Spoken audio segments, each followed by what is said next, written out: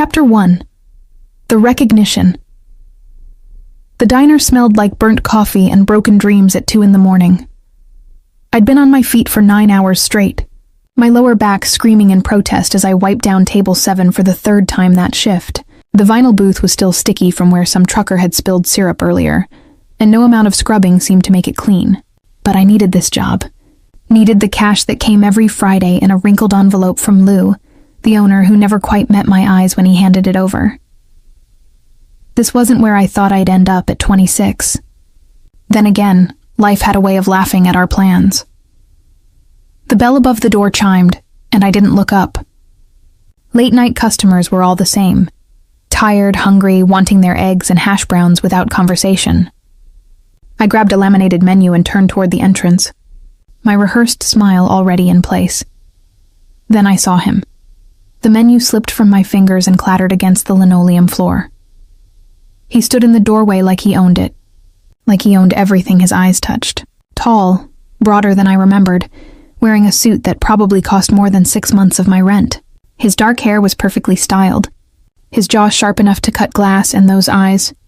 God, those eyes were the same storm gray I'd memorized 15 years ago. Dante Moretti. My breath caught in my throat. It couldn't be him. It couldn't. But it was. Behind him, 3 men in dark suits filed in, their eyes scanning the diner with military precision. They didn't sit. They positioned themselves, 1 by the door, 2 flanking the booths, their hands resting near their jackets in a way that made my stomach drop. Dante's gaze swept across the diner, dismissive and cold, until it landed on me. Everything stopped. I watched recognition flicker across his face, watched those gray eyes widen just a fraction before his expression went completely blank. But in that split second, I'd seen it. Shock, disbelief, and something else I couldn't name. Aria? His voice was deeper than I remembered. Rougher, like gravel and silk mixed together. I couldn't speak, couldn't move. My heart hammered so hard against my ribs I thought it might crack them open. He crossed the distance between us in 4 strides, and suddenly he was right there. Close enough that I could smell his cologne. Expensive, dark, nothing like the boy who used to steal cigarettes behind the school gym. Is it really you? His hand reached out, hesitated, then his fingers brushed my cheek so gently I almost broke. Dante. His name came out as barely a whisper. Something fierce and possessive flashed in his eyes. What are you doing here? Working in this... He looked around the diner with barely concealed disgust. I work here. I found my voice, forced steel into it. I have bills to pay. You disappeared. The softness vanished from his tone, replaced by something harder, sharper. 12 years ago, no goodbye, no explanation. Your house was empty, your phone disconnected. I looked for you, Aria. I looked everywhere. The accusation in his voice cut deep. I had to leave. My father, your father owed people money. Dante's jaw clenched. I know everything now. The way he said it made ice spread through my veins. There was knowledge in those words, and power, and something dark that hadn't been there when we were 14 and stupid, and in love in the way only teenagers can be. What happened to you? I whispered, even though I could see it written all over him. The expensive suit, the armed guards, the cold authority in his stance. He'd become exactly what his family had always been. He'd become his father. I grew up. His fingers caught my chin, tilting my face up to his. The question is, what happened to you? Where have you been, Aria? Why are you here in this place, working yourself to death? That's none of your business. Everything about you is my business. The words came out low, almost a growl, and I felt them in places I had no right to feel anything. Lou emerged from the kitchen, his face going pale when he saw Dante. Mr. Moretti, sir, I didn't know you were coming. Is there a problem? Is it about the payment? Because I swear it's coming, I just need another... Dante didn't even look at him. Leave us. But everyone out, now. The command in his voice was absolute. Lou practically ran for the back exit. The other waitress, Sarah, grabbed her purse and bolted. Within 30 seconds, the diner was empty except for Dante, his men, and me. You can't just, I can do anything I want. He stepped closer, backing me against table 7. Do you have any idea who I am now? I can guess. My voice shook, but I held his gaze. You're just like your father, just like all of them. Pain flickered across his face before the mask slammed back down. Yes, I am, which means you should be terrified right now, Arya. But you're not, are you? You're angry. You're damn right I'm angry. You can't just walk in here and... When do you finish your shift? The question threw me. What?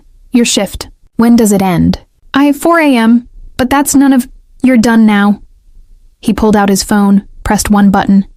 Marco, bring the car around. Then his eyes fixed on me again, and the intensity in them stole my breath. Get your things. You're coming with me. The hell I am. This isn't a request, and you're not my boss. I tried to step around him, but he moved with me, his body blocking mine. Let me pass, Dante. Not until you tell me where you've been. Not until you tell me why you left without a word. Not until... His voice cracked just slightly, and the boy I'd loved flickered through the man he'd become. Do you have any idea what it did to me? Waking up and finding you gone? Guilt crashed through me, but I shoved it down. I was 16. I had no choice. You always had a choice. You could have trusted me. Your family terrified me. Your father is dead. The words were flat, emotionless. 5 years now. I run things differently. I laughed, bitter and sharp. Do you? Because this looks pretty familiar to me. Ordering people around, making them afraid, acting like you own the world. I do own this world. He leaned in, his breath hot against my ear, and I've spent 12 years building my empire, Arya. 12 years becoming powerful enough that no one can touch what's mine. Do you understand what I'm saying? My heart stuttered. I'm not yours, aren't you? His lips brushed my temple, so soft it might have been an accident. You've always been mine. From the moment you kissed me behind the bleachers when we were 14. From the moment you told me you'd love me forever. We were children. I'm not a child anymore. He pulled back, his eyes boring into mine. And neither are you. So I'll ask again, where have you been? Running, hiding, surviving. The truth spilled out before I could stop it. My father's debts followed us everywhere. My mother got sick. I worked 3 jobs to pay for her treatments, and when she died, I kept working because I didn't know what else to do. I moved here 6 months ago because I thought maybe, finally, we'd run far enough that no one would find us. Us? My blood went cold. Me. I meant me. But Dante was already moving, his hand wrapping around my wrist as he pulled me toward the door. Don't lie to me, Arya. Not about this. Who else is with you? No one. Let me go. Is it a man? Are you married? Living with someone? His voice had gone deadly quiet. Answer me. What does it matter to you? He spun me around, slamming his hands on either side of my head against the wall, caging me in. It matters because I've waited 12 years for this. 12 years of wondering if you were alive, if you were happy, if you thought about me the way I thought about you every single goddamn day. And now you're here, right in front of me, and I'm not letting you disappear again. You don't own me, Dante. Not yet. His eyes dropped to my lips, but I will. Before this night is over, you're going to remember exactly who you belong to. The air between us crackled with electricity. Every nerve ending in my body was on fire, and I hated it. Hated that after all these years, after everything I'd seen and survived, he could still make me feel like this, like I was falling and flying at the same time. The door opened, and one of his men cleared his throat. Boss, car's ready. Dante's eyes never left mine. Are you coming willingly, or do I need to carry you? You're insane. Probably. He smiled, but it didn't reach his eyes.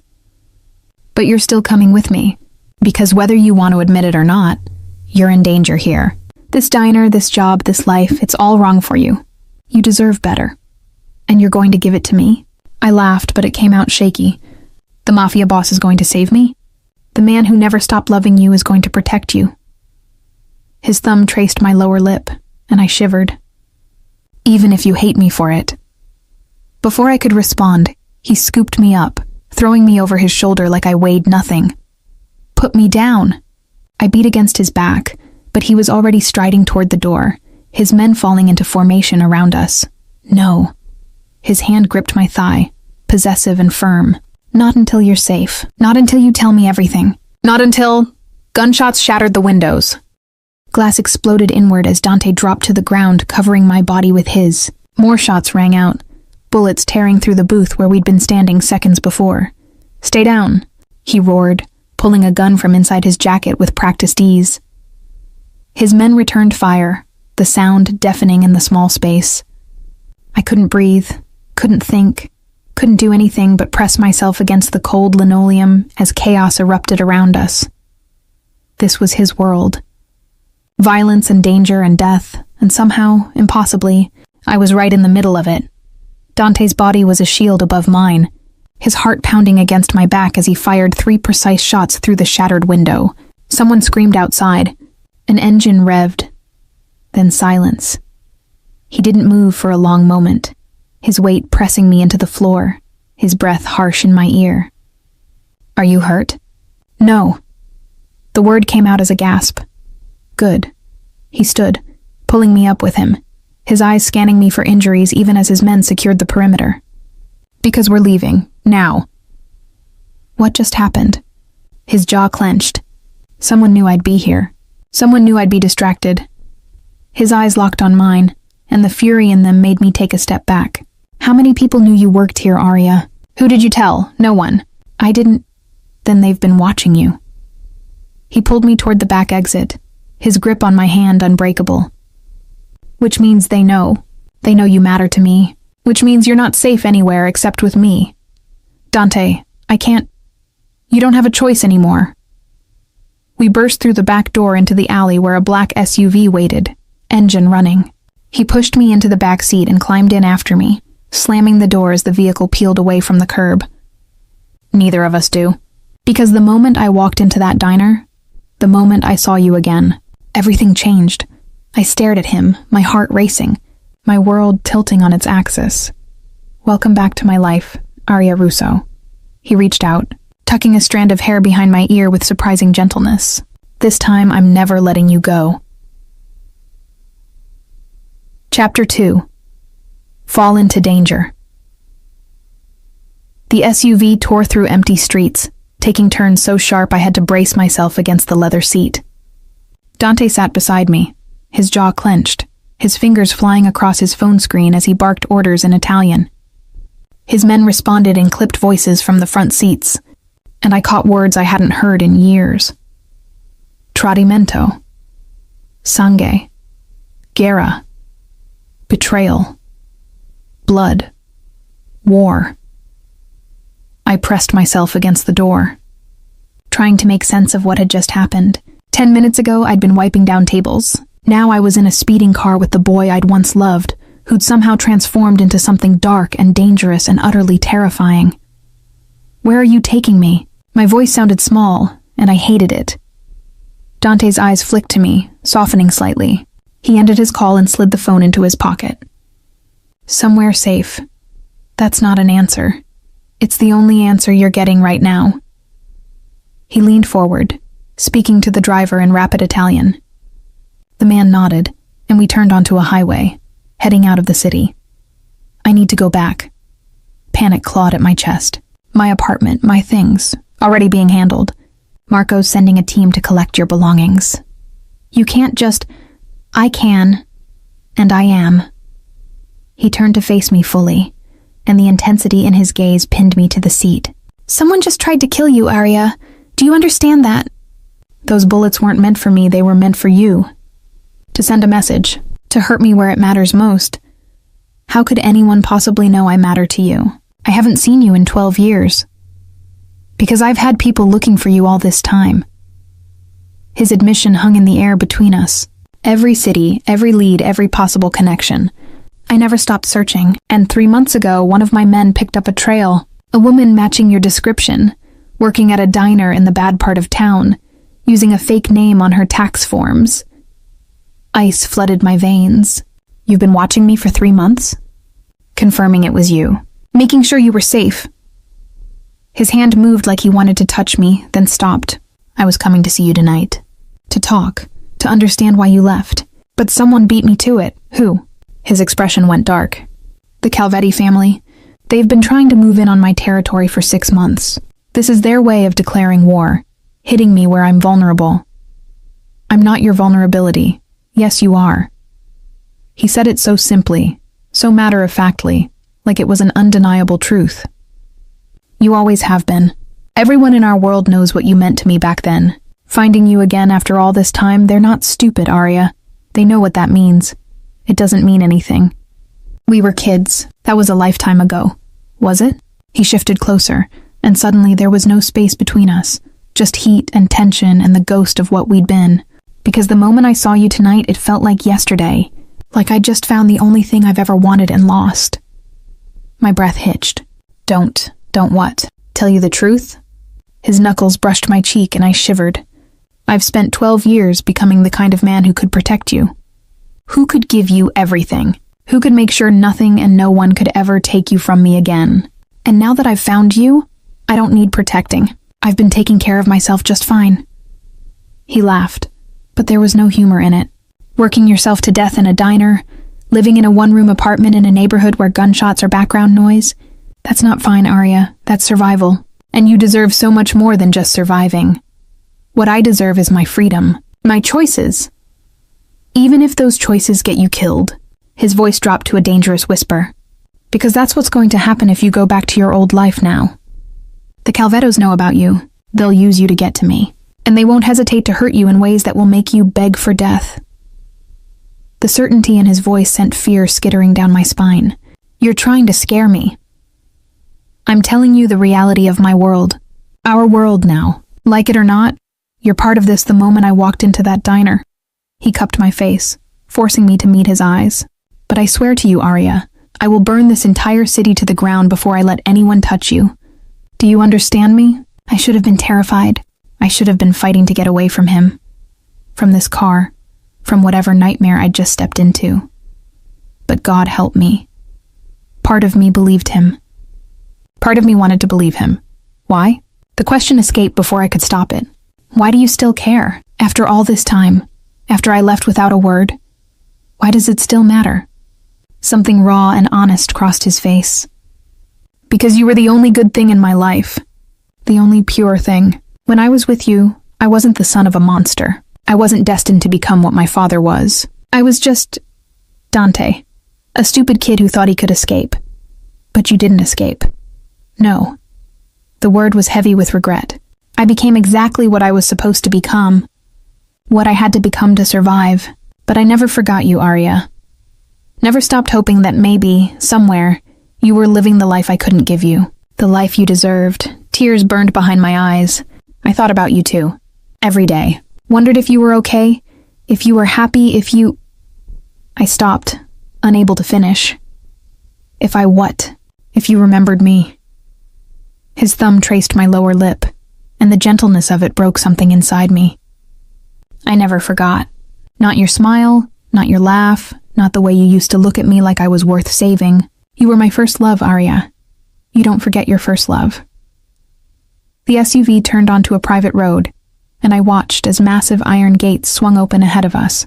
Beyond them, a sprawling estate spread across perfectly manicured grounds, lit by security lights that turned the mansion at its center into something from a dream or a nightmare.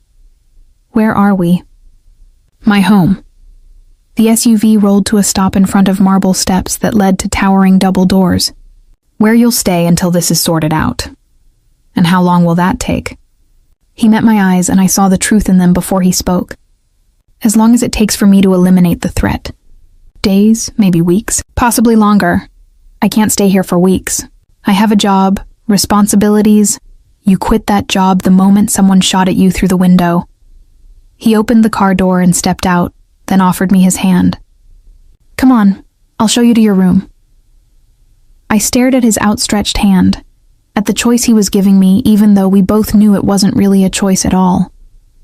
I could refuse, make a scene, demand he take me back to my apartment. But those bullets had been real. The fear in his eyes when he covered my body with his had been real, and whether I wanted to admit it or not, I was in danger now. I took his hand. His fingers closed around mine, warm and strong and possessive, and he pulled me out of the car. The night air was cool against my skin as we climbed the marble steps, the massive doors opening before we reached them. A woman in her 50s stood in the foyer, her expression professional but warm. "Mr. Moretti, your guest. Maria, this is Aria. She'll be staying with us. Please prepare the blue suite and make sure she has everything she needs." "Of course, sir." Maria's eyes flickered to me with curiosity but no judgment. "Right this way, miss." "Wait." Dante's hand tightened on mine, stopping me from following Maria. "We need to talk. About what happens next. About the rules. Rules? You don't leave this property without my permission. You don't contact anyone from your old life. You stay away from the windows, and you tell me immediately if anything seems off or dangerous." His jaw clenched. "And you stay away from my men. All of them." The last rule made me raise an eyebrow. Jealous? Territorial. He stepped closer, his free hand sliding around my waist and pulling me against him. "You're mine to protect, mine to keep safe. Mine, Aria, and I don't share what's mine." Heat flared through me at the possession in his voice, even as my brain screamed that I should be angry, should be fighting this. "I'm not a possession. No, you're so much more than that." His lips brushed my forehead, achingly gentle.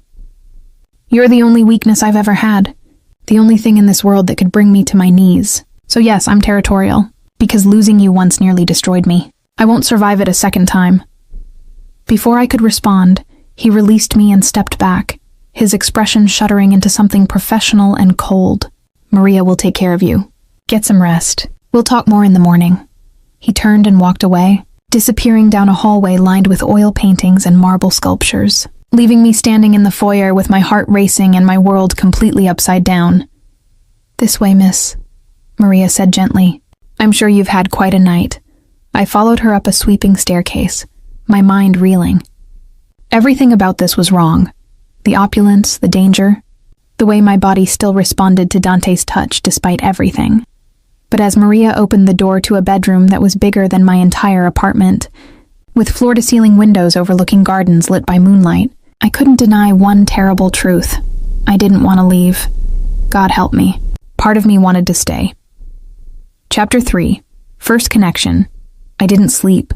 How could I? Every time I closed my eyes, I saw gunfire and shattered glass. I heard Dante's voice, rough and commanding. I felt his body covering mine, protecting me without hesitation. By the time dawn crept through the curtains, I'd paced the length of the blue suite at least 100 times. The room was beautiful, all silk and velvet and antique furniture that probably cost more than I'd earn in 5 years. But it felt like a gilded cage. A soft knock interrupted my thoughts. "Come in," I called, expecting Maria. But it was Dante who pushed open the door. He'd changed from his suit into dark jeans and a black t-shirt that showed off arms I definitely shouldn't be noticing. His hair was damp, like he'd just showered, and he carried a tray with coffee and what looked like fresh pastries. "You didn't sleep." It wasn't a question. "Neither did you." I gestured to the shadows under his eyes. "I had things to handle." He set the tray on the small table by the window. "But I wanted to check on you first. Make sure you had everything you needed." "A way out would be nice." His lips quirked. "Besides that," I sank into one of the chairs, suddenly exhausted. "Why are you really here, Dante? To make sure I haven't escaped out a window? To bring you breakfast? To talk?" He sat across from me, pouring coffee into delicate china cups. "To try to explain why all of this is necessary. I understand why. Someone wants me dead to hurt you. That part's clear." I accepted the coffee, wrapping my hands around the warm cup. "What I don't understand is why you care so much. It's been 12 years. You could have moved on, built a life with someone else. Had a family. I did move on. I built an empire." He leaned back, his eyes never leaving mine. "But I never built a family. Never even came close. Why not? Because none of them were you." The simple honesty in his voice made my chest ache. "That's not fair. No, it's not. But it's the truth." He picked up a croissant, tearing it in half. "Do you remember the summer before you left? We'd sneak out to that abandoned warehouse by the docks. Despite everything, I smiled. You'd steal wine from your father's cellar. Terrible wine. But we'd drink it anyway, pretending we were sophisticated. His expression softened. You'd talk about getting out, going to college, becoming something better than what we came from. I wanted to be a teacher. I remember. You wanted to help kids like us, give them a chance at a different life. He met my eyes. Did you ever get there? College, teaching? The question hurt more than it should have. No. My father's debts caught up with us 6 months after we left. We spent years running, hiding, barely surviving. By the time my mother got sick, college was just a dream I'd given up on. I'm sorry. It's not your fault, isn't it? His voice turned rough. If I'd been stronger back then, if I'd protected you better, maybe you wouldn't have had to run. Maybe you could have had the life you wanted. You were 16, Dante, a kid. There was nothing you could have done. I could have found you. He stood abruptly, moving to the window. I tried. God, I tried. But my father blocked me at every turn, said you were a distraction, that I needed to focus on the family business. By the time he died and I took over, the trail was cold. You'd disappeared so completely it was like you'd never existed. I set down my coffee and went to him, drawn by something I couldn't name. I'm sorry I left without saying goodbye. I wanted to tell you, but my father said it was too dangerous. Said if your family knew where we were going, they'd use it against us. He was probably right. Dante turned to face me, and we were suddenly too close. Close enough that I could see flecks of silver in his gray eyes. My father would have used anything, anyone, to maintain control, including you, especially you since he knew what you meant to me. What did I mean to you? Everything. His hand lifted, fingers tangling in my hair. You were the only person who saw me, Arya. Not the heir, not the future Dawn, just me. You made me believe I could be more than what I was born to be. But you became it anyway. Because I had to. Because my father died and left a power vacuum. And if I hadn't stepped up, there would have been war. Our people would have suffered. His thumb traced my cheekbone. I made a choice. I became the monster so that others wouldn't have to. You're not a monster. You don't know what I've done. The blood on my hands. I don't care. The words surprised me as much as they seemed to surprise him. I mean, I do care, but it doesn't change who you were. Who you are underneath all of this. And who am I? I placed my hand over his heart, feeling it thunder beneath my palm. You're the boy who gave me his jacket when I was cold, who stood up to bullies twice his size, who kissed me like I was something precious. My voice dropped to a whisper. You're Dante, and I never forgot you either. Something broke in his expression. With a sound that was half groan, half surrender, he pulled me against him and kissed me. It wasn't gentle. It was 12 years of longing and loss and desperate need.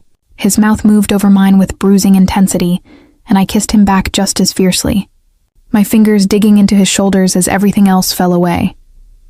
This was wrong, dangerous, insane, but it felt so incredibly right. When we finally broke apart, both breathing hard, he rested his forehead against mine. I shouldn't have done that. Why not? Because now I want more. And I can't. You need time to adjust, to understand what life with me means. I can't just take what I want like a monster. I smiled slightly. You already said you're not one. I'm trying to be better. For you.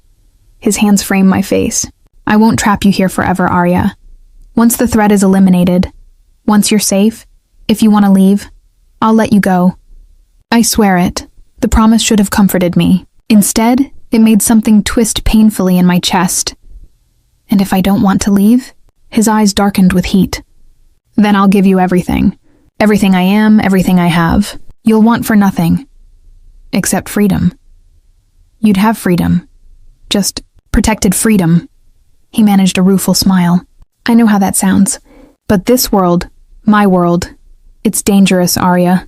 The people in it don't play by normal rules. If they knew what you meant to me, they'd use you without hesitation.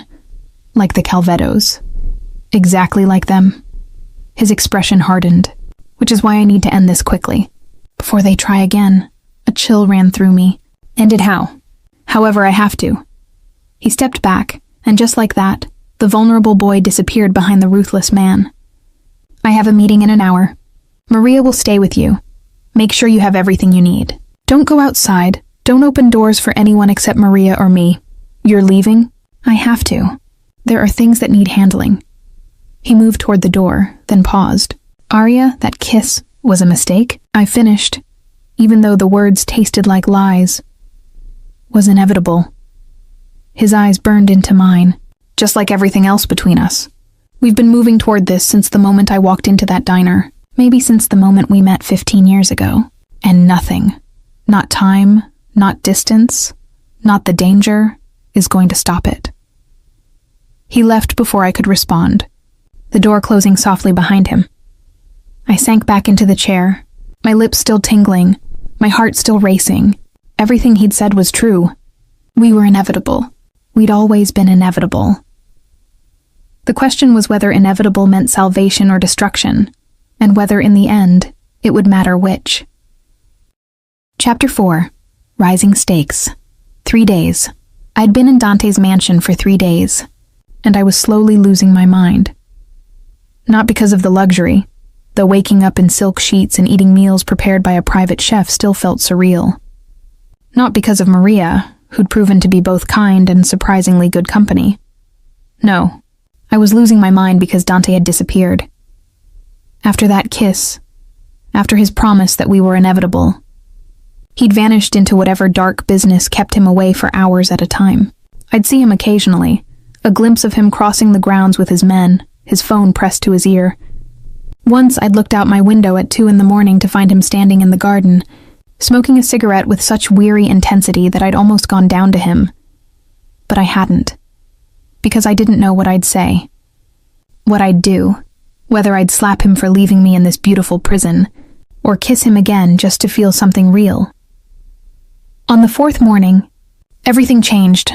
I woke to shouting, not angry shouting, urgent, military-precise commands being barked in Italian.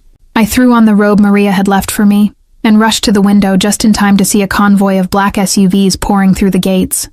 At least 20 vehicles. Maybe more.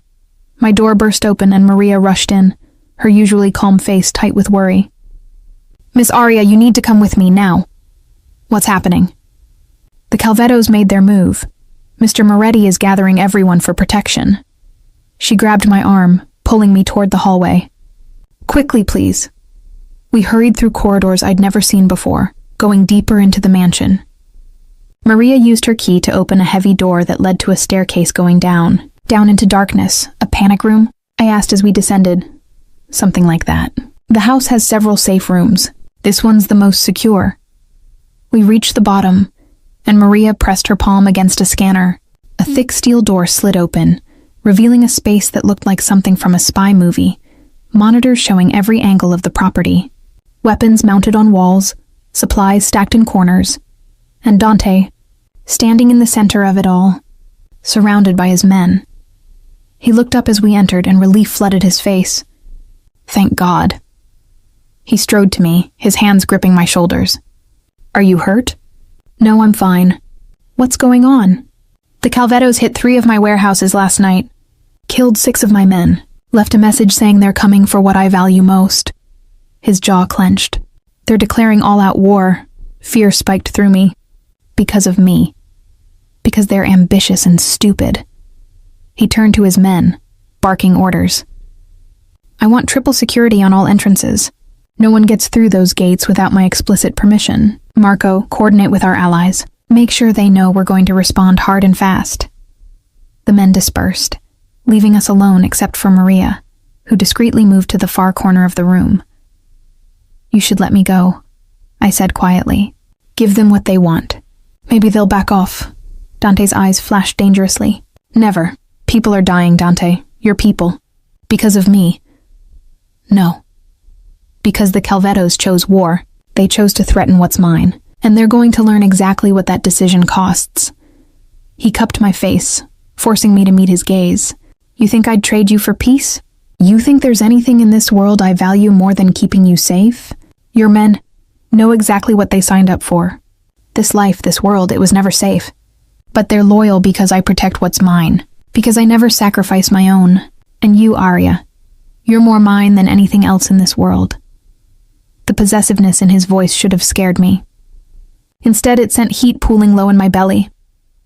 "I hate that you're in danger because of me," I whispered. "And I hate that you spent 12 years alone and afraid because of my world. But we don't get to change the past. We only get to decide what happens next." His thumb traced my lower lip. "And what happens next is I end this. Permanently." "How?" "By reminding everyone why they fear the Moretti name." He released me, moving to one of the monitors. "The Calvettos think they can take what's mine? I'll show them what happens when you threaten my family." I moved closer, watching the screens. Men were pouring out of the SUVs, all armed, all moving with military precision. "How many men do you have?" "Enough." He glanced at me. 200 here at the estate. Another 300 scattered across the city, plus alliances with 4 other families who owe me favors. This is insane. This is my world, Arya, the world I've built, the world I control. He turned to face me fully. "You said you wanted to understand what happened to me. This is what happened. I became powerful enough that no one can touch what I love, strong enough to protect you from everything, including yourself. I don't need— Yes, you do. You've been running for 12 years, barely surviving, always looking over your shoulder. That ends now, whether you stay with me after this is over or not.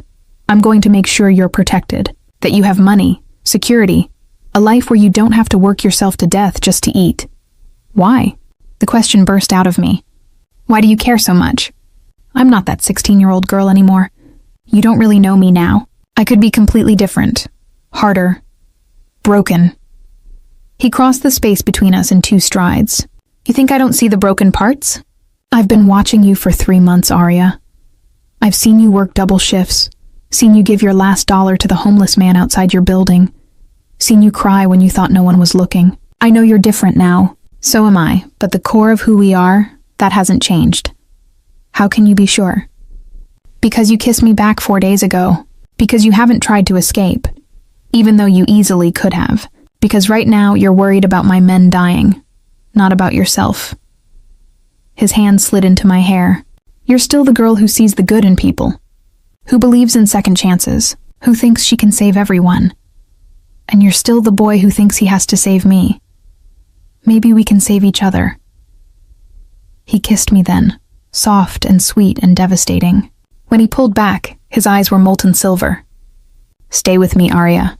Not because you're trapped, not because you're afraid, but because you want to. Choose me. Choose this. Choose us. Even though your world is violence and danger, I'll keep you separate from the worst of it. You'll never have to see—" An explosion rocked the mansion. Dante threw me to the ground, covering my body as alarms shrieked and the monitors flickered. On the screens, I could see fire blooming in the east wing, smoke billowing into the dawn sky.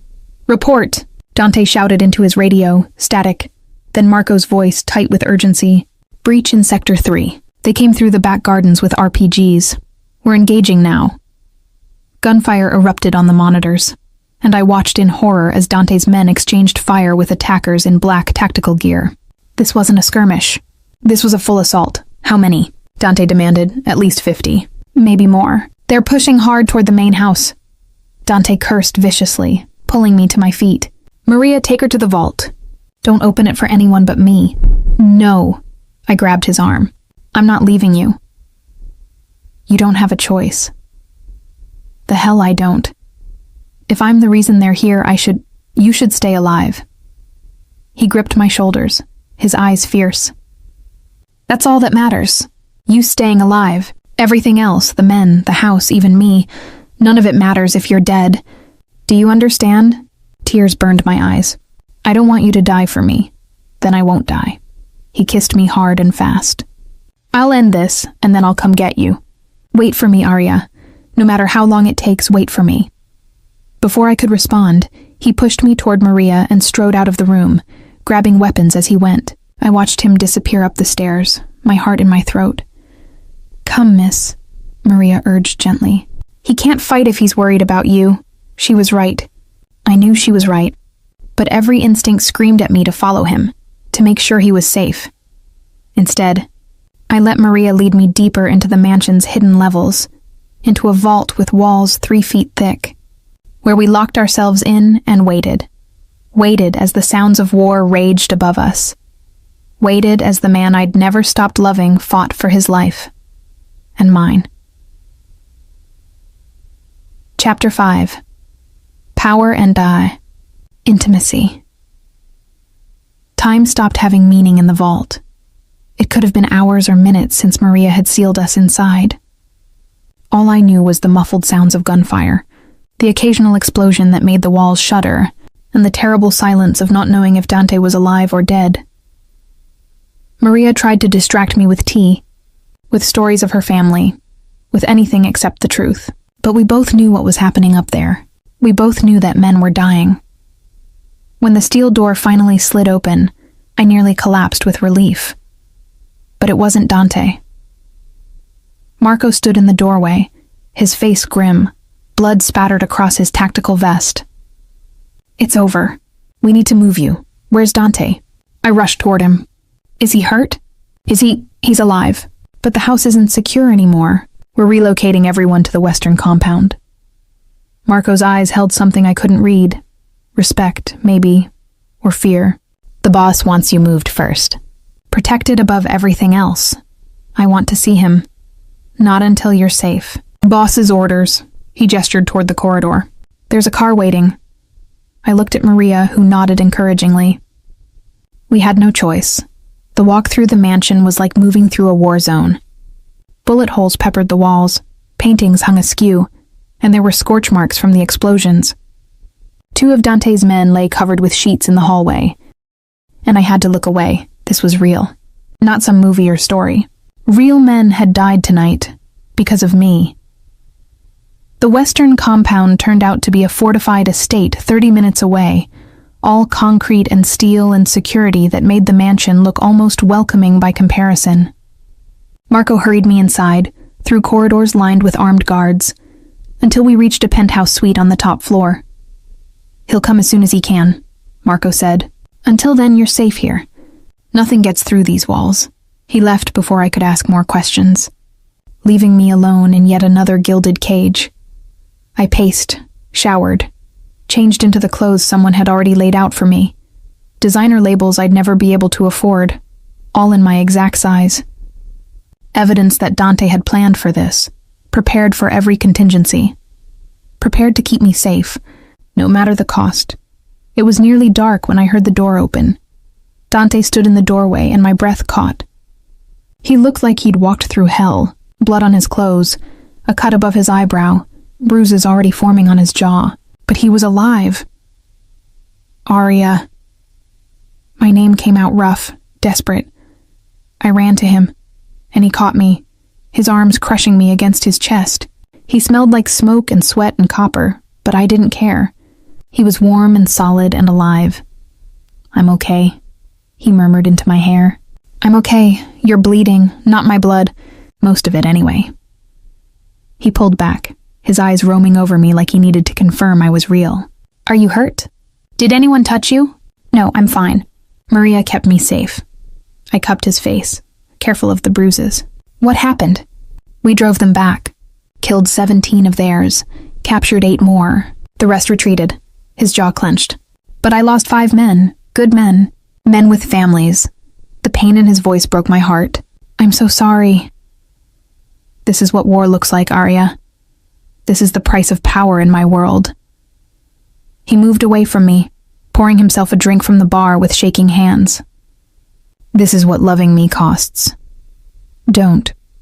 I went to him, taking the glass and setting it aside. "Don't do that. Don't push me away because you think you're protecting me from the truth. I see it, I understand it, and I'm still here. You shouldn't be." He turned to face the window, his shoulders rigid. "You should run as far from me as possible. Find someone safe, someone normal, someone who can give you the life you deserve. What if the life I deserve is the one I choose? What if I choose you?" He laughed, but it was bitter. "Why would you choose this? Blood and violence and constant danger? You could have peace, Aria. Safety. Everything I can't give you." "You're wrong." I moved in front of him, forcing him to look at me. "You give me more than anyone ever has. You make me feel seen, protected, cherished in a way I've never felt before. Yes, your world is dangerous, But you know what? So was mine. I've spent 12 years running from loan sharks and thugs and men who wanted to use me to get to my father's debts. At least with you, I know the danger. I know you'll fight for me. Of course I'll fight for you. I'd burn down the world for you. I know. That's why I'm not afraid. I took his hands, lacing our fingers together. I'm not 16 anymore, Dante. I'm not naive about what this life means. But I also know what I felt when I thought you might be dead. I know that these 4 days with you have made me feel more alive than the last 12 years combined. And I know, my voice broke, I know that I never stopped loving you. His eyes closed, pain flickering across his face. Don't say that. Why not? It's true. Because if you love me, you'll stay. And if you stay, I'll never let you go. I'll keep you in this world, in this danger, and eventually it will destroy you. Or destroy us. And I can't, his voice cracked. I can't watch that happen. Then don't. I reached up, pulling his face down to mine. Don't watch it happen. Make it work. Use all that power, all that control, and make a space for us. A life where we can be together without losing ourselves. You're asking for the impossible. You've built an empire. I think you can handle impossible. For a moment, he just stared at me. Then, with a sound that might have been surrender or triumph, he kissed me. This kiss was different from the others. Deeper, more desperate. Laced with 12 years of longing and loss and the terrible relief of survival. His hands moved over me like he was memorizing every curve, every line, and I pressed closer, needing to feel him, needing proof he was real and alive and mine. Arya, he breathed against my lips. If we do this, there's no going back. You'll be mine in every way that matters. Everyone will know. The danger won't stop, it might get worse. And I'll be ruthless in keeping you safe. I won't apologize for it. I won't hold back. I don't want you to hold back. I grabbed his shirt, pulling him closer. I want all of you.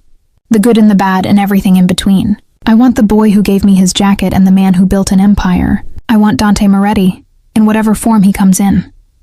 Something fierce and primal flashed in his eyes. You're sure? Because once I claim you, once you're truly mine, I won't be able to let you go, even if you change your mind, even if you hate me for it. I'm sure. I kissed him again, pouring everything I felt into it. I choose you. I choose this. I choose us. He lifted me, and I wrapped my legs around his waist as he carried me toward the bedroom. Every step was a choice, every touch a promise. And when he laid me down on silk sheets and whispered my name like a prayer, I knew there was no going back. I was his. Completely, irrevocably his, and God help me, I wouldn't have it any other way. Chapter 6. Betrayal or Revelation. Woke to sunlight streaming through floor-to-ceiling windows, and the warm weight of Dante's arm across my waist. For a moment, one perfect, suspended moment, everything felt right, normal. Like, we were just two people who'd found their way back to each other instead of a mafia boss and the woman he'd dragged into his deadly world. Then reality crashed back in, the bruises on his knuckles, the way his hand instinctively reached for the gun on the nightstand even in sleep, the fact that we were in a fortified compound because someone had tried to kill us less than 24 hours ago. This was my life now. I slipped out of bed carefully, not wanting to wake him. He'd barely slept, I knew. Even in unconsciousness, tension held his body rigid. The cut above his eyebrow looked worse in daylight, and I found myself wanting to tend to it, to take care of him the way he was constantly trying to take care of me. The bathroom was absurdly luxurious, all marble and gold fixtures. I showered, letting hot water wash away the lingering fear and confusion of the past few days. When I emerged, wrapped in a plush robe, Dante was awake, sitting on the edge of the bed with his phone pressed to his ear. I don't care what excuse they give. I want answers by tonight, or heads start rolling. Literally. He ended the call, his eyes finding me. Good morning, is it? I moved to the window, looking out over manicured grounds ringed by walls and armed guards. Seems like just another day in paradise. Arya, I'm not complaining. I need to adjust. That's all. He came up behind me, his arms sliding around my waist, his chin resting on my shoulder. I know this isn't easy. I know you didn't ask for any of this. Neither did you. Not really. I leaned back against him. You were born into it. I was. But I chose to stay in it, to become what my father was. I could have walked away, could have tried for a different life. But I didn't. His arms tightened. And now you're paying the price for my choices. Stop. I turned in his arms. Stop taking all the blame. I made choices too. I could have told Marco to take me to a police station yesterday. Could have demanded you let me go. But I didn't, because I want to be here, with you. Something softened in his expression. He kissed my forehead, gentle and reverent. What did I do to deserve you? Probably something terrible. You are a crime lord after all. He laughed, and it was the first genuine sound of amusement I'd heard from him since the attack. Come on. Maria's prepared breakfast, and I have something I need to show you. 20 minutes later, we sat in a sunlit breakfast room that could have been in a normal home if not for the armed guards visible through every window. Maria had outdone herself. Fresh pastries, fruit, eggs prepared 6 different ways. She fussed over both of us like a concerned mother, making sure we ate. You need your strength, Mr. Moretti. And you, miss, you're far too thin. When did you last have a proper meal? Despite everything, I found myself smiling. You sound like my mother used to. Then I'm honored. Maria squeezed my shoulder before retreating to give us privacy. Dante pushed a folder across the table to me. I need you to look at this. What is it? Information. About your father. His expression turned serious. After you disappeared, I started digging, trying to understand why he ran, who he owed money to, what happened. I found things you should know. Unease prickled down my spine. What kinds of things? Your father didn't just owe money to loan sharks. He was involved in something bigger, darker. Dante opened the folder, revealing photographs and documents. He was working with the Russo family. No relation to you, different clan, running guns and drugs through the port. He got greedy, started skimming profits. That's why he had to run. I stared at the papers, my stomach churning. No, my father was a gambler, yes, but he wouldn't. I'm sorry, Arya, but it's true. Look at the dates. Look at the transactions. Dante's voice was gentle but firm. Dante's voice was gentle but firm. He wasn't just a victim of circumstances. He made choices, dangerous choices that put you and your mother at risk. I flipped through the documents, seeing my father's signature, seeing amounts of money that made my head spin. He told us it was gambling debts, that he'd made mistakes but was trying to protect us. Maybe he was in his own way. But the truth is, his mistakes were bigger than he admitted. And the people he crossed, they don't forget. They don't forgive. Is that why? I looked up at him, horror dawning. Are they still after me? Is this connected to what happened at the diner? No. Your father's debts died with him. I made sure of that 3 years ago. Paid off what he owed, made it clear you were off limits. His jaw clenched. But I needed you to know the truth.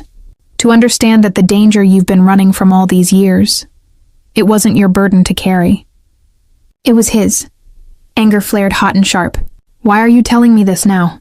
Because I won't build our future on lies. You deserve to know who your father really was, what he did, and you deserve to decide whether the life I'm offering is better or just more of the same corruption and violence. I stood abruptly, the chair scraping against marble. That's not fair. You can't just dump this on me and then act like I have a choice. Like I can walk away from you now that I know how deep this all goes. You can walk away. I told you, I'll let you go if that's what you want. Will you? I laughed bitterly. Because it doesn't feel like it. It feels like you're showing me how dirty my past is, so I'll accept how dirty your present is. Like you're saying, see? You come from this world too. You belong here with me. Pain flickered across his face. That's not what I'm doing, isn't it? No. I'm showing you the truth because I love you and I won't lie to you. Even if it means you hate me. Even if it means you leave. He moved toward me, his eyes blazing with intensity.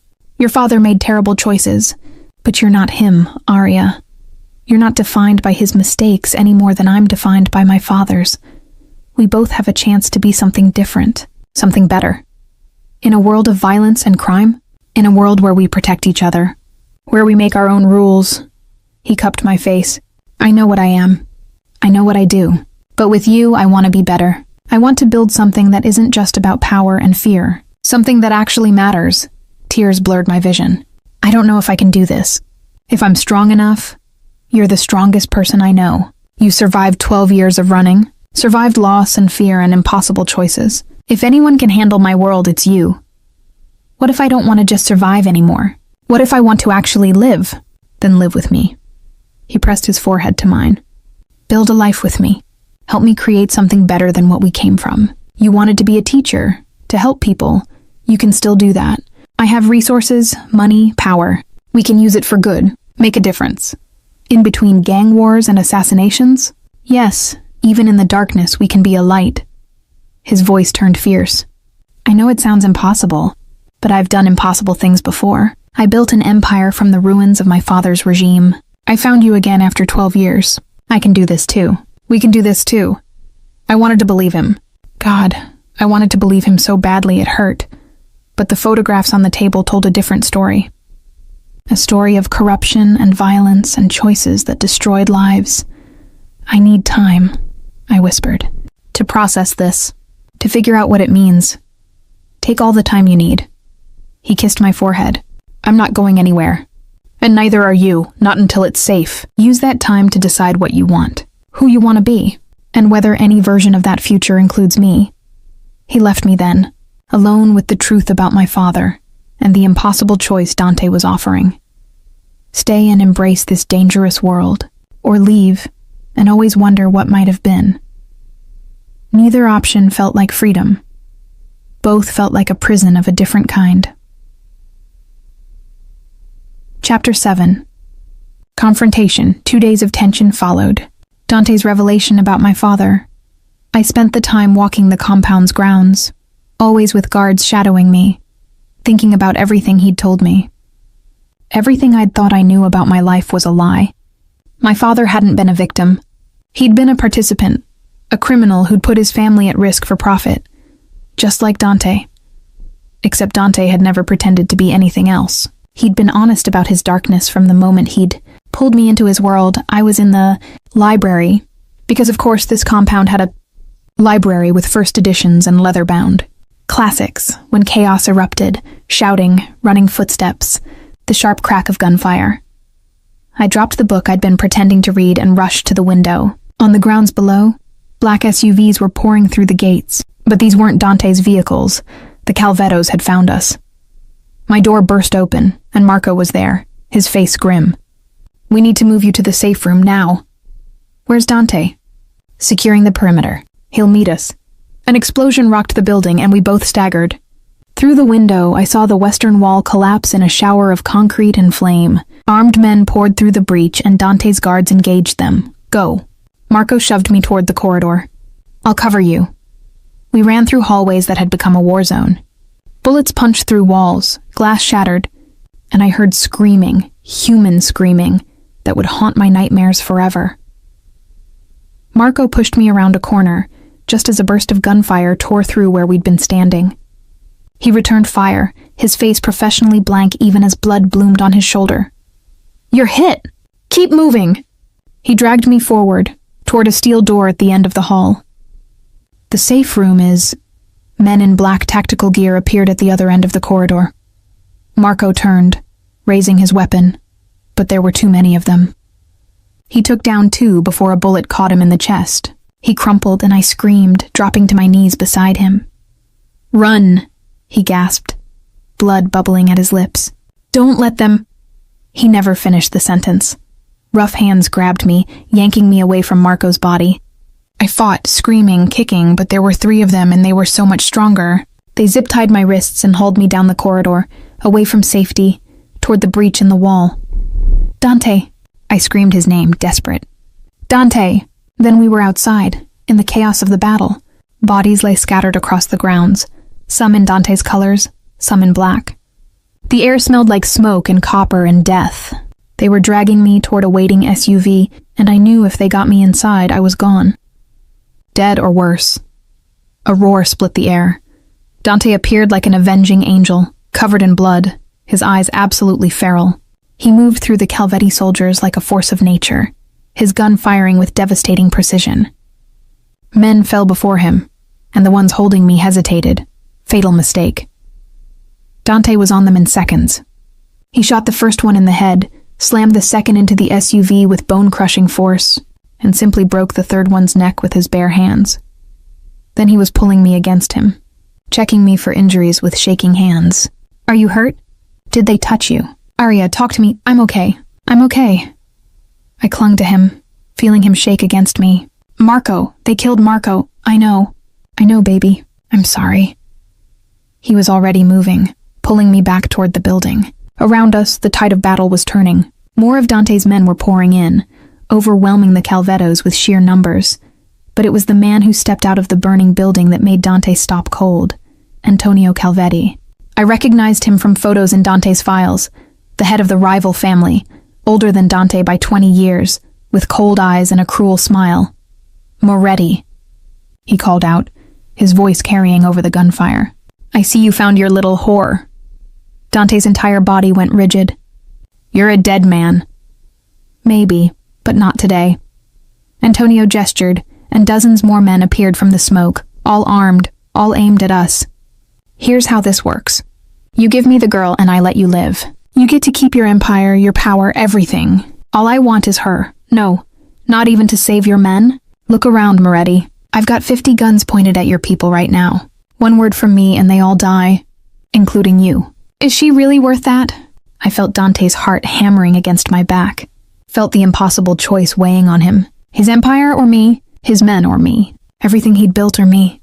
"Dante," I whispered. "You should..." "Shut up." His voice was hard, absolute. Then louder to Antonio. "You want war? I'll give you war, but you'll never touch her. Not while I have breath in my body." Antonio's smile faded. "Wrong answer." Everything happened at once. Antonio's men opened fire. Dante shoved me behind a concrete barrier and returned fire, his movements smooth and practiced. But we were outnumbered, outgunned, and I could see the calculation in his eyes. We weren't going to make it. Then helicopters appeared over the compound, and suddenly the air was full of rope lines and men in tactical gear dropping from the sky. Not Calvetti men, not Dante's men either. Police? FBI? No, these were something else. They moved with military precision, neutralizing Calvetti soldiers with non-lethal force.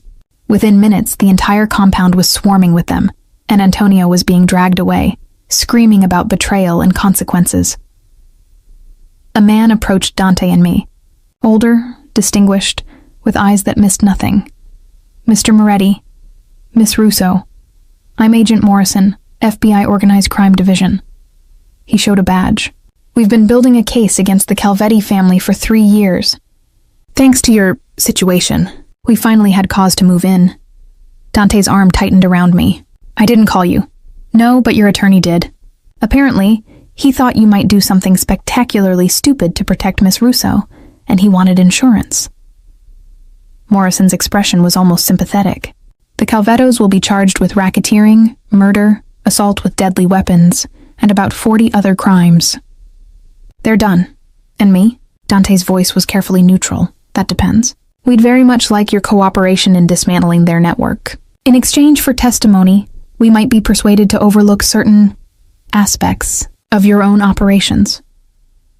Morrison's gaze flicked to me, then back to Dante. "Especially if those operations were to become more legitimate, going forward." I felt Dante tense, felt the weight of another impossible choice settling on his shoulders. Morrison continued, "You have 24 hours to think about it, but understand. If you refuse, we'll have no choice but to investigate your activities as thoroughly as we did the Calvettos, and I suspect we'll find quite a bit of interest." He walked away, leaving us standing in the ruins of the compound, surrounded by the wounded and the dead. Dante turned to face me, his eyes haunted. "I'm sorry. I'm so sorry you had to see this, that you had to go through this. Marco, the others, they died because of me, because I wasn't strong enough to let you go. Don't." I touched his face, my own hands shaking. "Don't apologize for saving me. Don't apologize for fighting for us. But at what cost?" He looked around at the devastation. "How many more people have to die before I admit that loving you, keeping you in my world, is selfish and wrong?" "What's wrong is pretending we have a choice." "We don't, Dante. We never did." I pulled his face down to mine, forcing him to see the truth in my eyes. I love you. I choose you. Even after everything, even knowing what this world costs, I choose you. Arya, no, listen to me. That FBI agent just gave you a way out, a chance to go legitimate, to build something different. Take it. Not for me, not to save your soul, but because you want to. Because maybe, somewhere deep down, you're tired of the blood and the violence too. His eyes searched mine, looking for something I hoped he could find. And if I do? If I take the deal and turn away from everything I've built, will you stay? Yes. The answer came without hesitation. If you're willing to try for something better, something real, then yes. I'll stay. I'll build that life with you, whatever it looks like. He kissed me then, desperate and claiming, like he was sealing a vow. When we broke apart, something had shifted in his expression. Determination, maybe, or hope. Okay, he breathed. Okay, we'll do it. We'll find a way to make this work, to be better than what we came from. Together, I whispered. Together, he agreed. Around us, medics were tending to the wounded, and federal agents were securing evidence. The world of violence and crime that had defined both our lives was crumbling. And in its place maybe, we could build something new. Chapter 8. Choice. The hospital was too bright, too sterile, too full of beeping machines and the antiseptic smell that reminded me of when my mother died. But I sat beside Dante's bed anyway, holding his hand while doctors fussed over the bullet wound in his shoulder, the one he'd gotten throwing himself between me and a Calvetti soldier in those final moments of the battle. It's minor, he kept insisting, even as they stitched him up. I've had worse. That doesn't make it better, I said quietly. His fingers tightened around mine. It does when you're safe. That's all that matters. 3 days had passed since the FBI raid. 3 days of statements and negotiations and Dante's attorney working overtime to craft a deal that would satisfy the FBI while keeping Dante out of prison. I'd been by his side through all of it, refusing to leave even when the agent suggested it would be easier if I wasn't present. Easier for them, maybe. Not for us. Agent Morrison had visited that morning with documents, thick stacks of legal agreements that would reshape Dante's entire empire. In exchange for his testimony against the Calvettos and their network, he'd be granted immunity for past crimes. But the deal came with conditions. Divest from all illegal operations within 6 months, submit to regular audits, and accept federal oversight of his businesses for 5 years. It was a cage of a different kind. But it was also a chance. You don't have to take it, I'd told him while the attorney explained the details. If this isn't what you want, it's what I want. His eyes had been clear, certain. I want a life with you that doesn't include checking for assassins every time we leave the house. I want to sleep without a gun under my pillow. I want... He'd paused, something vulnerable crossing his face. I want to be the man you believed I could be when we were kids. Before everything went to hell. Now, with his shoulder bandaged and the doctors finally leaving us alone, he pulled me closer. Come here. I settled carefully on the edge of the hospital bed, mindful of his injuries. You should rest. I'll rest when I know you're okay. Really okay. His free hand cupped my face. You've been through hell because of me. Seen things, lost things. Marco was a good man, and he died protecting you because I brought you into this world. Stop taking all the blame. Marco made his own choice. They all did. They were loyal to you because you're worth being loyal to. Am I? His voice dropped. I've done terrible things, Arya. Hurt people. Killed people. Built an empire on fear and violence. Even if I go legitimate now, that doesn't erase the past. No, but it means you're trying to build a better future. I threaded my fingers through his. That matters.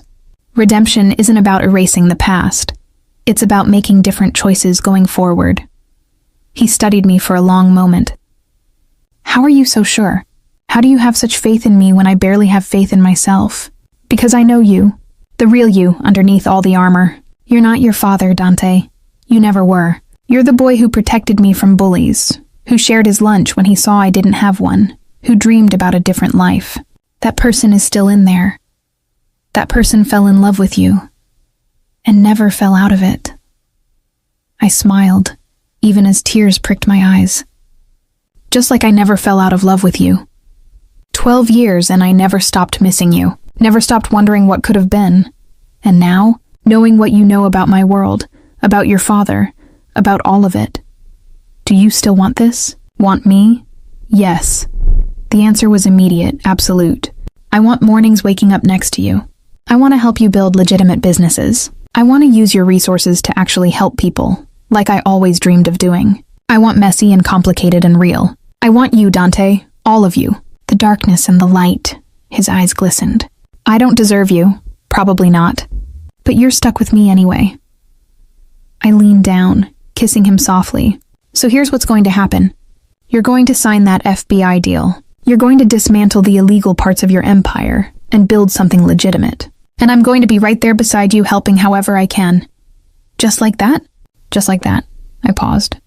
But I have conditions too. His eyebrows rose. Oh? I want honesty. Complete honesty about everything. No more secrets, no more hidden truths. If we're doing this, we're doing it as partners, equals. Done. What else? I want to go back to school. Finish my degree. Become a teacher like I always planned. You can support me, but this is mine, my dream, my accomplishment. Pride flickered in his eyes. Absolutely. I'll make sure you have the best education money can buy. What else? I hesitated, then pushed forward. I want marriage, eventually. Not right now, not in the middle of all this chaos. But someday, when things settle, I want the commitment, the promise, the choice to build a life together intentionally. He sat up despite my protests, ignoring the pain the movement caused. Aria Russo, are you proposing to me in a hospital room? I'm stating my terms, but I was smiling. Think you can handle them? I'll handle anything if it means keeping you. His hand slid to the back of my neck, pulling me closer. But let me make something clear. You don't have to wait for someday. You want marriage? You want the promise and the commitment? You have it. Here now, regardless of papers or ceremonies. I'm yours, Aria. Completely, irrevocably, for as long as you'll have me. Even though I'm difficult and stubborn and come with my own trauma, especially because of that. We match. He kissed me deep and claiming. When he pulled back, his expression was serious. I know this won't be easy. Going legitimate, changing everything, it's going to be messy. Some of my people won't understand. Some will leave. We'll face scrutiny and judgment, and people who think we're faking redemption. Let them think what they want. We know the truth, which is that love is worth fighting for, that people can change, that we deserve a chance at happiness, even if the path to get there is complicated. I settled against his good side, careful of his injuries. We've both been running for so long, Dante. From our pasts, from danger, from who we thought we had to be. Maybe it's time to stop running and start building. His arm came around me, holding me close. Together. Together, I agreed. Through the hospital window, the sun was setting over the city, Dante's city, the one he'd controlled through fear and power. But that was changing. We were changing. It wouldn't be easy. Nothing worth having ever was. But as I sat there in his arms, feeling his heartbeat steady and strong beneath my palm, I knew we'd made the right choice. We were choosing each other. Choosing hope over fear, future over past, choosing love, despite everything. And sometimes, that's all the certainty you need. Chapter 9. Climax. The warehouse district at midnight should have been deserted. Instead, it was full of Dante's men, all armed, all tense, waiting for the final confrontation we'd hoped to avoid. Antonio Calvetti's arrest hadn't ended things. His son, Lorenzo, had taken control of what remained of the family and refused to accept defeat. For 2 weeks, he'd been striking at Dante's operations, burning warehouses, attacking supply lines, killing anyone associated with the Moretti name. The FBI couldn't touch him, not yet. Not without evidence that would hold up in court. But Dante could. You shouldn't be here, Dante said for the 10th time, adjusting his bulletproof vest with practiced efficiency. We were in the back of an armored SUV, surrounded by his best men, the same men who'd protected me through every attack, every threat. We've had this argument. I checked my own vest, a concession to Dante's sanity, though I'd refuse to be left behind. Where you go, I go. That was the deal. The deal was that you'd stay safe while I cleaned up my mess. And I am safe. I'm with you. I touched his face, forcing him to look at me. Besides, you need me here. Why? Because Lorenzo wants me. He wants to hurt you by taking what you love most, so I'm the bait that makes him show himself. I held up a hand, stopping his immediate protest. Before you say no, it's already done. The FBI has snipers on every roof, agents positioned around the perimeter. This is the trap, Dante. Let me help you spring it. Fury and fear warred in his expression. If anything happens to you, it won't. You'll make sure of that. I kissed him, soft and sure. Trust me. Trust us. He pulled me against him, his forehead pressed to mine. I love you. More than empire, more than power, more than my own life. If this goes wrong, it won't. I smiled even though my heart was racing. We're going to end this tonight. And then we're going to start our new life. The legitimate one. The one where we don't have to look over our shoulders every second. Agent Morrison's voice crackled through the radio. Calvetti convoy approaching from the east. 5 vehicles, approximately 20 men. Moretti, you're on. Dante's expression shuddered into something cold and dangerous. The Mafia boss who'd built an empire through ruthless efficiency. But when he looked at me, I saw the boy I'd loved beneath the armor. Stay in the SUV until Morrison gives the all clear. Promise me. I promise. He kissed me one more time, hard and desperate, then stepped out into the night. I watched through tinted windows as his men took positions, as the trap was set. Dante stood in the center of the warehouse district, alone and exposed, exactly as Lorenzo expected him to be. The Calvetti convoy rolled up, and Lorenzo emerged from the lead vehicle. Younger than his father, but with the same cruel eyes. He approached Dante with a dozen armed men behind him. Moretti! His voice echoed off concrete and steel. I hear you've gone soft. Made deals with the feds, lost your spine. I made choices. Dante's voice was calm, controlled. Choices that ensure my future. You should have made different choices too. The only choice I'm making tonight is how slowly you die. Lorenzo gestured, and his men raised their weapons. Did you really think I'd come alone? That I wouldn't have backup? More vehicles appeared from the shadows. Lorenzo had brought at least 40 men. My stomach dropped. This was more than anticipated. Much more. Then Dante smiled, cold and sharp as a blade. No, I was counting on it. Lights blazed from every direction. FBI agents appeared from hiding spots, dozens of them, all armed, all with Lorenzo's men in their sights. Morrison's voice boomed through a megaphone. FBI, drop your weapons! This is over, Calvetti! For a moment, everything hung in balance. Lorenzo's men looked at their boss, uncertain. They were outnumbered, outmaneuvered, caught in a trap they'd never seen coming. Lorenzo's face twisted with rage. You betrayed the code, brought in the feds. You're a disgrace to the family name. No, I evolved. You should try it. Dante's voice carried absolute authority. Your father is going to prison for the rest of his life. You can join him, or you can walk away. Choose wisely. I choose blood. Lorenzo pulled a gun from his jacket and aimed it at Dante. Time fractured. 3 things happened simultaneously. FBI snipers fired. Lorenzo's men dove for cover and I burst from the SUV, screaming Dante's name. Lorenzo's shot went wild as he fell, hit by non-lethal rounds. But one of his men had better aim. His bullet was tracking straight toward Dante's chest. I ran faster than I'd ever run, throwing myself between Dante and the bullet. Pain exploded through my side as the round caught me, spinning me around. I heard Dante roar, felt his arms catch me as I fell. Then chaos. Gunfire, shouting, the thunder of the FBI moving in. But all I could focus on was Dante's face above me, white with terror. Aria, no, stay with me, baby. Stay with me. His hands pressed against my side, trying to stop the bleeding. Medic, I need a medic now. I'm okay. I managed even though the pain was blinding. The vest didn't cover your side. Fuck. Tears streamed down his face, this powerful man who never cried, who never showed weakness. Why did you do that? Why did you? Because I love you. I touched his face, leaving blood on his cheek, and I wasn't letting you die. Not when we finally have a chance at forever. Paramedics swarmed us, pushing Dante aside despite his protests. I heard Morrison directing his men, heard Lorenzo being arrested along with his entire crew. The night filled with sirens and flashing lights, but all I saw was Dante, fighting to stay by my side as they loaded me into an ambulance. "Sir, you need to let us work.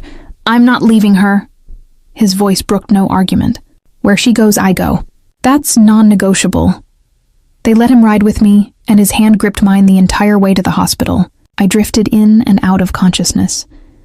But every time I opened my eyes, he was there. "Don't you dare leave me," he whispered fiercely. "Don't you dare. We have a life to build, remember? You need to finish your degree. We need to get married. We need—" His voice cracked. "I need you, Arya. I need you so goddamn much. Not going anywhere, I promised. Takes more than a bullet to get rid of me. That's not funny. Little bit funny." I squeezed his hand. "We won, Dante. It's over. We're free." In surgery, they removed the bullet and stitched me up. The doctor said I was lucky. Another inch to the left, and it would have hit something vital. As it was, I'd need weeks of recovery, but I'd be fine. When I woke up, Dante was asleep in the chair beside my hospital bed, his hand still holding mine, his face drawn with exhaustion. Agent Morrison stood in the doorway, a slight smile on his face. "Miss Russo, glad to see you made it. Did we get them all?" "Every last one. Lorenzo Calvetti is facing attempted murder charges, along with about 40 other crimes. His entire operation is dismantled. The Calvetti family is finished." Morrison's expression turned thoughtful. "Your fiancé kept his word. He testified, provided evidence, and never once tried to bargain for anything except your safety. That means something. He's a good man. He's a complicated man. But yes, I think under all that history, there's good." Morrison nodded toward Dante. "Take care of him, and make sure he stays on the straight and narrow. The FBI will be watching. So will I promised." Morrison left, and I turned my attention to Dante. He looked younger in sleep. The hard edges softened. I brushed hair back from his forehead, and his eyes opened immediately. "Arya." Relief flooded his face. "How do you feel?" "Like I got shot. But alive," I smiled. "We did it. It's really over." "You almost died." His voice was rough with emotion. "You threw yourself in front of a bullet for me."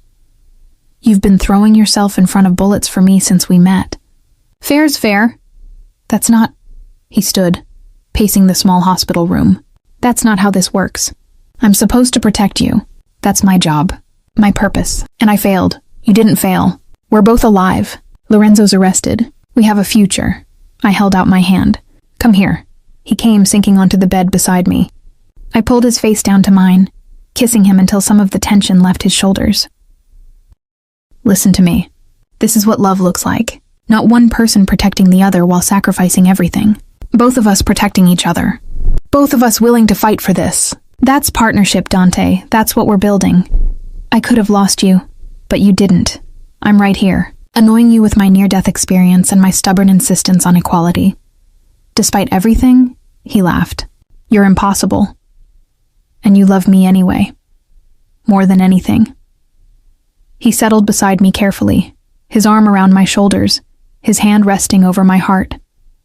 "When I saw that gun aimed at you, when I thought—" He stopped, unable to finish. "I know. I felt the same way. I laced our fingers together, but we're okay. We made it through, and now we get to build something real, something lasting, the life we always dreamed about. Together. Always together." I kissed his knuckles, then met his eyes. "So what do you say? Ready to become boring, law-abiding citizens? With you?" "I'm ready for anything," and looking at him, at the man who'd fought through hell to protect me, who'd been willing to change his entire life just to build a future with me. I believed him. We were going to be okay. More than okay, we were going to be extraordinary. Chapter 10. Resolution. 6 months later, I stood in front of a classroom full of eager 8-year-olds, explaining the water cycle with the kind of enthusiasm that would have embarrassed my younger self. But I didn't care. This, teaching, helping, making a difference, was what I'd always wanted. And now finally I had it. Miss Russo. Miss Russo. A little girl named Sophia waved her hand frantically. My dad says you're married to a really important man. Is that true? I smiled, twisting the ring on my finger. Simple gold, chosen together, no massive diamond because I'd insisted we didn't need to prove anything to anyone. I am married to an important man. Important to me anyway. What does he do? He runs several businesses. Tech companies, real estate development, charitable foundations. All legitimate, all clean, all carefully audited by both the FBI and private firms to ensure Dante stayed on the straight and narrow. The transformation hadn't been easy. Some of Dante's men had left when he went legitimate, unable to accept the change. Others had adapted, finding new roles in the legal enterprises Dante was building. Marco's family received generous compensation, college funds for his kids, a house for his widow, an endowed scholarship in his name. It didn't bring him back. Nothing could, but it honored his sacrifice. Can he visit our class? Sophia persisted. Maybe someday. I glanced at the clock. But right now we need to finish our science project. Who wants to help me with the demonstration? Every hand shot up and my heart swelled. This was worth everything. The danger, the fear, the long journey to get here. These kids, their futures, their potential. The school bell rang, and chaos erupted as 20 kids grabbed backpacks and rushed for the door.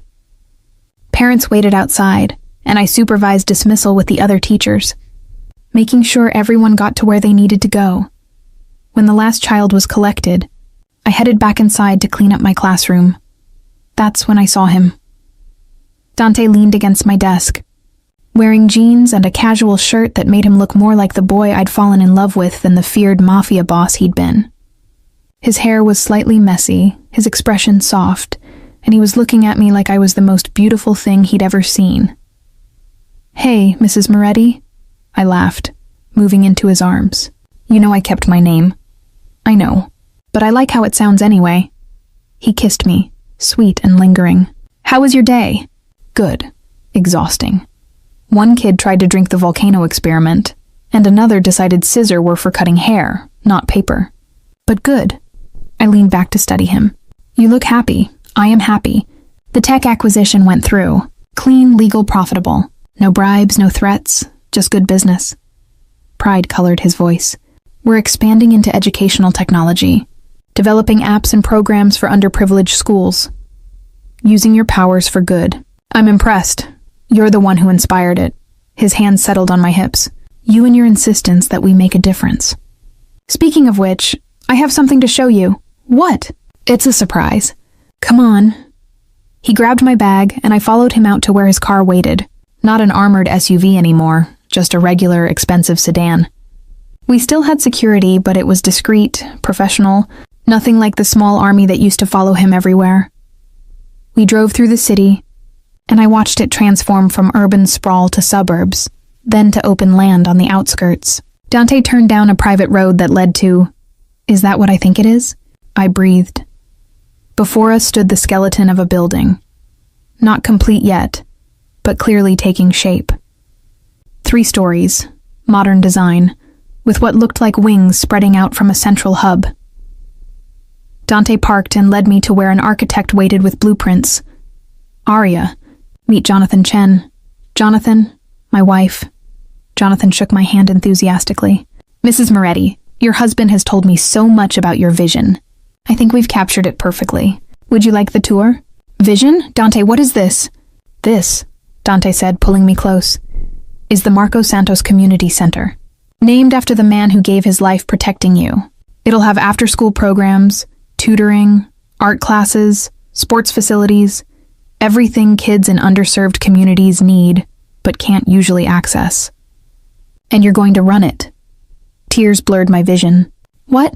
"You wanted to help people, to make a difference. This is how we do it. Together." His voice was fierce with emotion. "I can't bring Marco back.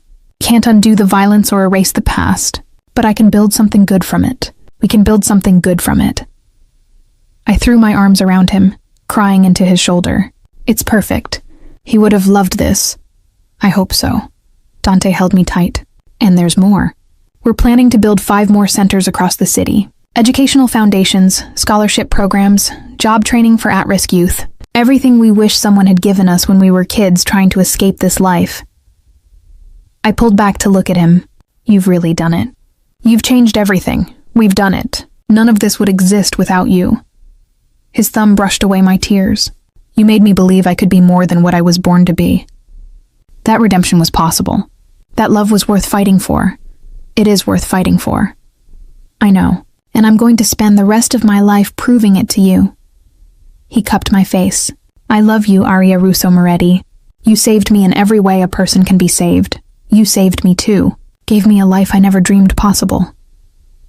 We saved each other. He kissed me, and it was promise and prayer and hope all tangled together. And now we get to save others. Give them the chances we never had. How did I get so lucky? I whispered against his lips. Luck had nothing to do with it. This was always inevitable. Us, this life, this love. We were always heading here. We just had to survive long enough to find our way. As the sun set over the construction site, painting everything in shades of gold and crimson, I leaned against Dante and looked at the future we were building. It wasn't the future I'd imagined as a 16-year-old girl in love with a boy from the wrong side of the tracks. It was better. Messier, more complicated, born from darkness but reaching toward light. We'd both been broken, both been lost, but we'd found each other again. And together, we were becoming something neither of us could have been alone. Whole, healed, home. Ready to go? Dante asked eventually. I have dinner reservations. Where? That diner where we found each other again. Lou reopened it, with some financial help from an anonymous benefactor. His smile was mischievous. Thought it might be nice to revisit where this all started. You're sentimental. Only with you. He kissed my temple. Only ever with you. We drove back into the city as darkness fell, the lights of our new life spreading out before us like stars. Behind us lay violence and danger and impossible choices. Ahead lay possibility, purpose, and the kind of love that survives everything. The kind of love that transforms both the lover and the beloved. The kind of love worth fighting for. We'd fought our way through hell to get here. Faced down danger, betrayal, and our own demons. But we'd made it. Together. And as we walked hand in hand into that diner where it had all begun, I knew with absolute certainty that this was just the start. We had a lifetime ahead of us. A lifetime of building something better than what we'd come from. A lifetime of love that would echo through every person we helped. Every life we changed. Every kid who found hope in the center we'd built from grief. Dante pulled out my chair, and his eyes met mine across the table. Storm gray and full of promises. To new beginnings, he said, raising his coffee cup. To inevitable endings that become beautiful new beginnings, I corrected, clinking my cup against his. To us. Always us. And as we sat in that diner, in the place where a Mafia boss had spotted his childhood love and changed both their lives forever, I knew one truth above all others. Sometimes love isn't about finding someone who makes life easy. It's about finding someone who makes the hard parts worth fighting through. Someone who sees all your broken pieces and loves you more, fiercely because of them. Someone who will burn down the world to keep you safe, then rebuild it into something better with you by their side. Dante was that person for me, and I was that person for him. Everything else, the empire, the transformation, the danger we'd survived, was just the story of how we found our way home, to each other, where we'd always belonged.